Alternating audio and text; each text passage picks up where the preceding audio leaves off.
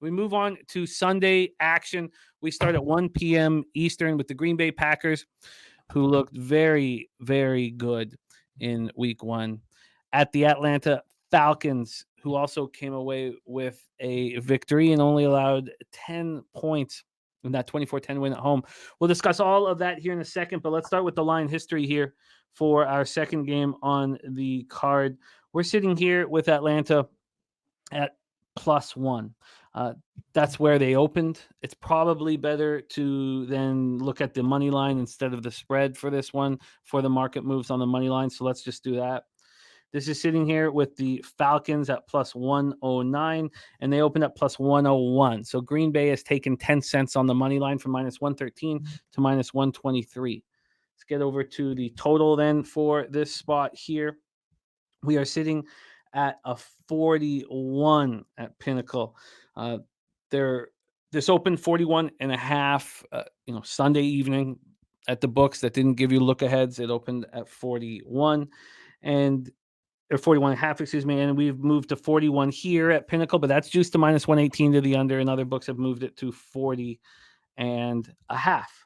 Let's take a look at where the cash lies then for this spot here. Take me a second to grab it. We have on the money line, 53% of the tickets and 61% of the cash is on the Falcons. That's a bit of a surprise as we've seen the 10-cent move to the Packers. From a total side of things, you have 59% of the tickets and 98% of the cash on the over, and it's dropped a point. Al Cervic says Pats all day, baby. Joe says the Dirty Birds here. Harold Williams says Falcons money line, and Sammy Culmer says Falcons money line. Johnny Gunn says, got to fade the Packers here. Falcons will get pressure on Love and will cause some frustration. Let's talk about those Packers. New quarterback, same story. Packers won for the 13th time in 14 games at Soldier Field. Very impressive 38-20 victory. They closed as 1.5-point dogs in the victory. The Jordan Love era began with a dominant performance on the road at Soldier Field, 15-27 for 245 yards and 3 touchdowns. There was this enormous amount of relief with Jordan Love and with the Packers, and that's not a good thing personally. I don't want to back a team that is so relieved that they looked so good and the pressure's off them. I want a team that's just being punched in the mouth, like we talked about with the Eagles and the Vikings, even though the Eagles got punched in the mouth and still won 25-20. Aaron Jones was all over the field, running 9 times for 41 yards and a touchdown, catching 2 passes for 86 yards and a touchdown. And we all saw him in that last touchdown grab his hamstring.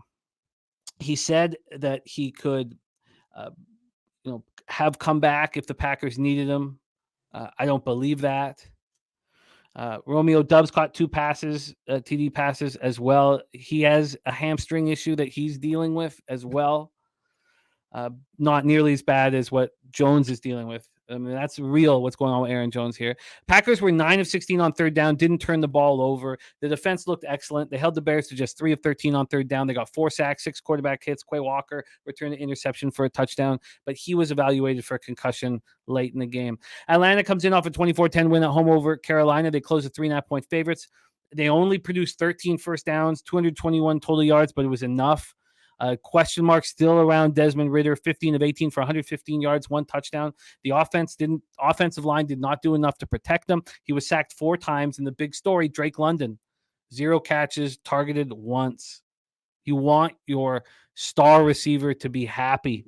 He averaged 6 catches a game during those 4 games, the final 4 games of 2022. Kyle Pitts led receivers with 2 catches for 44 yards. It was a ground game that was excellent. Algier, 15 carries for 75 yards, 2 touchdowns, caught 3 passes for 19 yards, and Bijan Robinson looked very good. Ran 10 times for 56 yards, caught 6 passes for 27 yards and a touchdown. The defense was strong. They didn't allow Bryce Young to complete a single pass over 14 yards. And in his first game as a Falcon, Jesse Bates looked great. 2 interceptions. Falcons got 2 sacks and 7 quarterback hits. And Cordero Patterson didn't dress because of a thigh injury. Take it away for us here, your plan of action for Packers-Falcons. So this is a game I know I'm going to have to spend more time with. It's a very fascinating game based on where this line currently sits and how it's moved so far. I got to watch more Falcons game. I did watch a few possessions, but definitely not enough to get a good gauge on this game. I give the Packers a ton of credit because I watched this entire game. I had yeah, I had 2 bets on the Bears, so obviously I was very interested. The transition to from Rodgers to Love was pretty much seamless, which kind of speaks volumes about the offensive line for the Green Bay Packers, who was the best rated offensive line in week 1, allowing next to no pressure at all. But when you look on the other side of the ball, who were they playing? The Bears, who have been known not to get any type of pressure on the quarterback, which is really sad and pretty sad to watch, and sad for Bears fans everywhere. I'm surrounded by them. Yeah, so is it a product of bad defense? I actually don't think so, because the way these players still were graded out very highly. And if you look at Aaron Rodgers in the first few snaps, the 4 snaps we got to watch with New York, with that new offensive line, I mean, he was wide-eyed, shell-shocked about how fast that pressure was getting in. So that really impressed me, and they outclassed the Bears in pretty much every facet of the game. And their numbers were off the charts because the Bears were so poor. The question is, in this game specifically, can they stop the run? I think Birdie said it in the chat. I think he hit it on the head. That's going to be that's the big question mark in this game. Last year, they could not stop the run. They shut the Bears down, but that's one thing. You know, if you take the quarterback rushing game out of it, they shut the Bears down pretty much. They held the Bears running backs to around a little under 3 yards per carry. You know, I don't want to jump to conclusions, but I think the Packers are certainly positioned to take another step forward in my power rankings. I already adjusted Love up a few rankings than I had him previously, and I boosted their offensive line again. So, yeah, I think the Packers are positioned to kind of to move up in the rankings.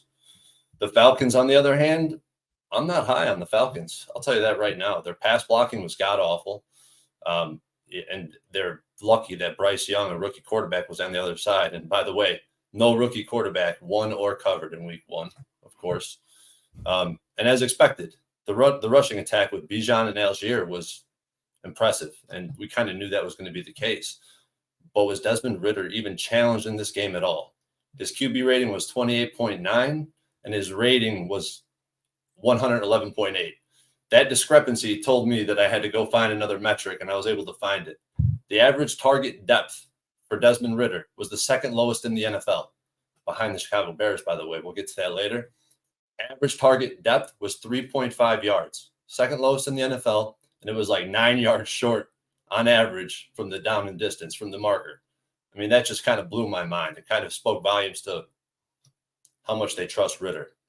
So you put him in a tough spot where he has to win a game. He has to drive the field and make some plays. I don't know if he's going to be able to do that. I mean, he didn't use his best receiver, who I drafted on my fantasy team, and saw him sitting there with 0 points as I lose my matchup by 6. It's kind of tough to see. And, you know, I had high hopes for that kid, man. I think he's a great receiver. I didn't use him at all. If I had to take a side, I mean, I think I'd be on the other side than a lot of the chat. A lot of love for this Falcons team, and actually the database would support that the home team is the right side in this game. And one thing I wanted to mention in the Eagles game, I should mention it because it matters in this spot too, is like, you know, the way the line moves is the functionality and line movement is different in different pricing pockets. Like the move from 7.5 to 7 really has no correlation with the final results. Whereas if you look at the 7 to 6.5, 7 or 6 below 6, there's a huge difference in how it correlates with the final result of the game and who covers. But yeah, I mean, the database says it's a Falcons spot. I think it's a Packer spot. I'm not ready to move on it. I'm interested in the under. I agree with this market move. I don't know what to do exactly with the information that we're getting from the marketplace. 59% of the tickets, 98% cash on the over.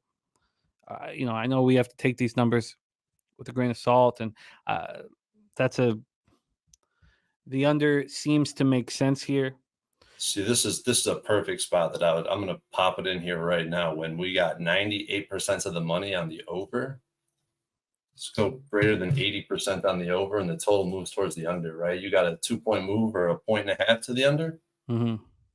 A point at least. So this is only based on one season. It's 2-2. And, usually when I see a spot like this, I would look at the individual games that happened. But this rarely happens. This is 3 years of data. It's 2-2. 90% of the money on the over. Lions moving toward the under. Preston says Bears got away from the run too early. Green Bay still can't stop a nosebleed on the ground. Great secondary, but Falcons will bleed that clock. Here you go, Jimmy. Here you go. The 2 games that were under 45 both went under.